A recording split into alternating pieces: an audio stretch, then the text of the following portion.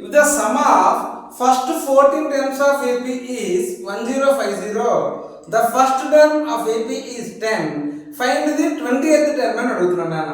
So చూద్దాం ఒకసారి. First వాడు ఏమన్నాడు? So some of first 14 terms అంటే S14 ఈక్వల్ టు ఎంత అన్నాడు?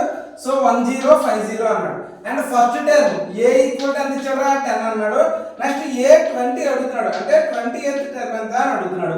సో S14 అంటే Sn కదా.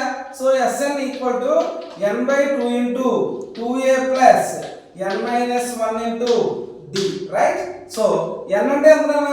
S14 అన్నాడు కదా. n వాల్యూ ఎంత అవుతుంది? 14 అవుతుంది. సో 14/2 ఇంటూ 2 ఇంటూ A అంటే 2 ఇంటూ 10 ప్లస్ 14 మైనస్ 1 అంటే 13 ఇంటూ D నాన్న. D వాల్యూ మనకు తెలియదు కదా. బట్ S14 వాల్యూ ఎంత నాన్న? 1050 రా. So 2 1s 2 7s, right? So 7 తో దీన్ని క్యాన్సిల్ చేయొచ్చు. 7 1s 7 5s 0.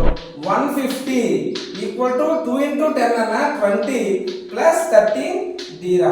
సో 20 ని వైపు తీసుకొస్తే మనం 150 మైనస్ 20 రా ఈక్వల్ టు 13 D నాన్న. So 130 equal to 13 D. So 13 1s 13 10s అంటే D ఈక్వల్ ఎంత వచ్చిందిరా మనకి? 10 వచ్చింది అన్న. మనకి ఏ వాల్యూ తెలుసు, అలాగే D వాల్యూ తెలుసు. A వాల్యూ D వాల్యూ తెలుసు. సో మనకి A20 కావాలి. A20 కి ఏంట్రా formula? So A20 equal to A plus 19 D నాన్న. సో A వాల్యూ ఎంత? 10 ప్లస్ 19 ఇంటూ D. D ఎంత? D కూడా 10. సో 10 ప్లస్ 19 ఇంటూ 10 190 ఈక్వల్ ఎంత నాన్న? 200 రా. సో A20th టర్మ్ ఎంత నాన్న? 200.